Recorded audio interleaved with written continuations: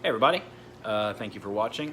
So normally I do updates on my tanks and a little bit of tips and tricks on plants and sumps and stuff like that, but this time I want to talk to the new fish keepers about the nitrogen cycle. Now this is a very important thing to understand, and when I first started fish keeping I thought I understood it, but I really had no idea what I was doing.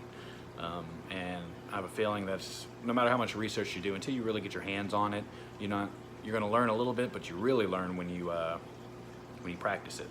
So the nitrogen cycle is where fish byproducts or fish waste creates ammonia. Now the nitrifying bacteria changes that ammonia into something a little less toxic for fish. It's called nitrites. Now nitrites are still toxic in small doses, so you're not ready for fish yet. After the nitrites, the nitrifying bacteria populate some more, and it transforms the nitrites into nitrates, which is much less toxic for your fish in higher quantities. The only way to get rid of nitrates out of your fish tank is to do water changes.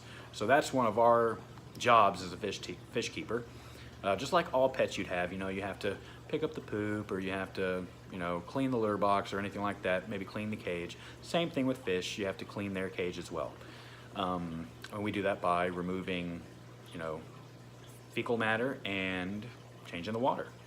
So whenever you're setting up a new tank, there's a couple ways you can do the nitrogen cycle. You can do a fishless cycle, and that's where you're just going to put food in the tank and let it break down and create ammonia, and then of course that's going to make the nitrifying bacteria, and it's going to break down the ammonia to nitrites and then to nitrates and so on and so forth.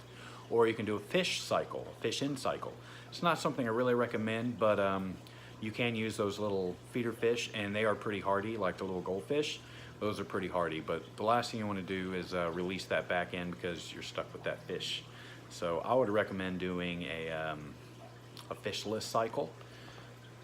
And it's just a lot more humane, and it does the same thing, it does the same amount of time and stuff. So the nitrogen cycle is one of the most important things. So if you don't have any friends that have already cycled media or anything like that, you will have to do a cycle for your tank. Whenever I set up new tanks, I tend to grab media out of my other tanks. I have a few, and set up a new tank, especially in emergencies. I have sponge filters that are just sitting there collecting bacteria and stuff. One thing to know about the nitrifying bacteria, it does not grow in the water column. So if you guys ever watch Aquarium Co-op, which is one channel I definitely recommend, he has a lot of useful advice and years of experience to share with us.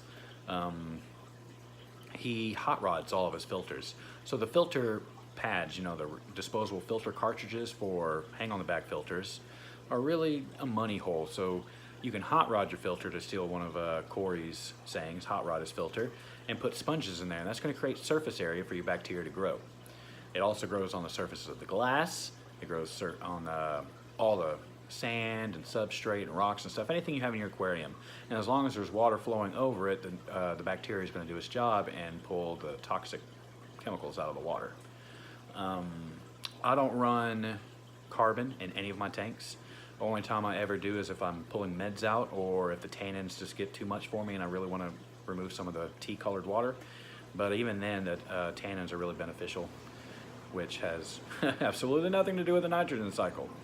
But yeah, you can't really set up a fish tank successfully without knowing the nitrogen cycle. So if this video didn't do enough to tell you about it, be sure to check out Aquarium Co-op's channel, and KG Tropical's channel. He's a really good guy too. He taught me everything I knew when I was first starting fish keeping, and I'm indebted to that man, so please go visit his channel as well.